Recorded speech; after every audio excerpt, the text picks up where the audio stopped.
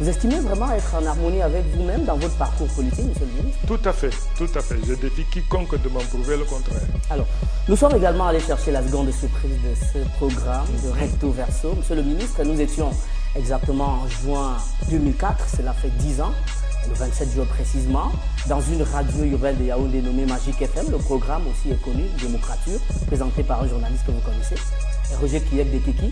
On a capté quelques extraits. Je vous propose de suivre ce que vous disiez il y a exactement 10 ans, M. Sathiron Mabaka. L'histoire est toujours écrite par les vainqueurs. L'histoire de cette période jusqu'à présent n'a été écrite que par les turiféraires du régime, par les inconditionnels de M. Biya, par les gens qui lui sont redevables, qui lui font des clins d'œil et qui par conséquent jetaient l'anathème sur le président Ahidjo, le voué aux gémonies. Tous les collaborateurs du président Ahidjo sont morts misérables. Tous. Allez voir les maisons qu'ils ont laissées. C'est vraiment des taudis. C'est 2 fois rien. Le détournement était inacceptable sous le règne du président Ahidjo.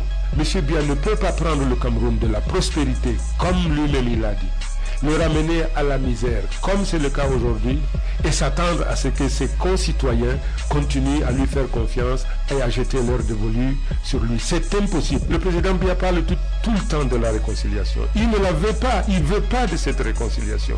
La dépouille du président Ahidjo se trouve encore à Dakar.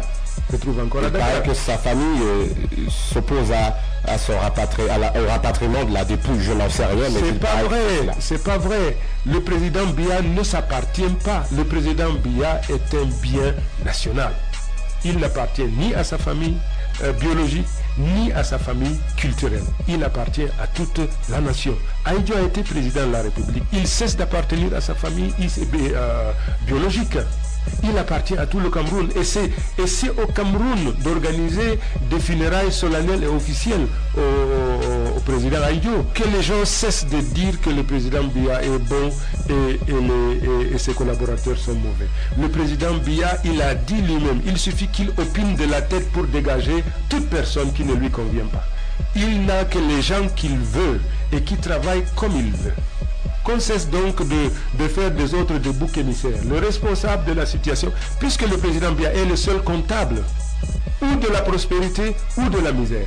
Tous les ministres, tous les collaborateurs du président Biya sont comptables devant le président Biya. Il est aussi comptable de la paix, le président Biya. Mais aujourd'hui, vous dites que nous sommes en paix. Le Cameroun est calme. Et s'il y a paix, c'est la paix des cimetières.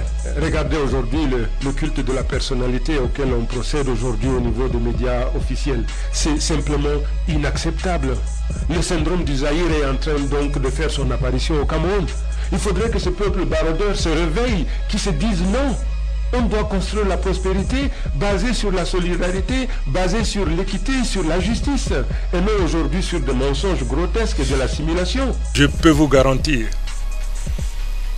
que celui qui est aux commandes de notre nation, qui préside aux destinées de notre nation, fait la fierté, en plus de notre nation, je dirais même de toute la sous-région. Vous savez, le Cameroun est ce qu'il est parce qu'à sa tête, il a un homme de qualité qui a su partager, faire comprendre, accepter. On l'appelle comment, vous le savez, vulgairement on l'appelle l'homme lion.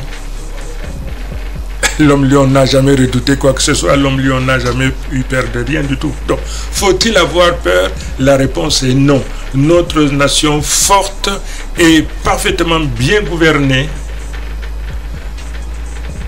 nous tous aux collaborateurs du chef de l'État, fiers et conscients de ce qu'à la tête de notre nation, nous avons un homme de qualité, un homme d'expérience, je peux vous dire que le Cameroun se porte bien, vent debout, droit dans ses bottes.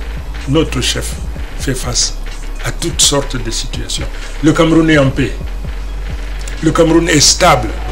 Nous sommes une très grande nation, une très belle nation, très bien gouvernée, à la tête duquel nous avons un homme de qualité, qui nous accepte tous, avec nos qualités, mais également avec nos défauts. Monsieur le ministre de la Communication, où se trouve le chef de l'État? Rassurez-vous, cher monsieur, le président de la République, du fait des facilités qu'offre la technique et la technologie, le président de la République est partout où on a besoin de lui. Le président de la République me parle, il suffit que je me mette en Skype ou que je prenne mon WhatsApp, il est là. Il est présent, il est omniprésent.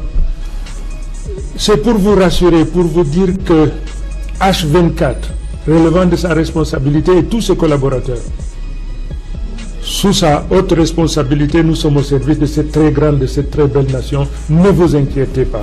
Le président Biya, c'est vous qui l'avez élu. C'est l'élu de la nation. Je ne parle pas de notre président.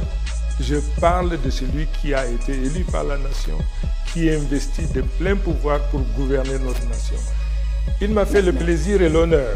Il m'a fait le plaisir et l'honneur, et c'est surprenant, non seulement de faire de moi son proche collaborateur en tant que ministre, mais me confier la communication.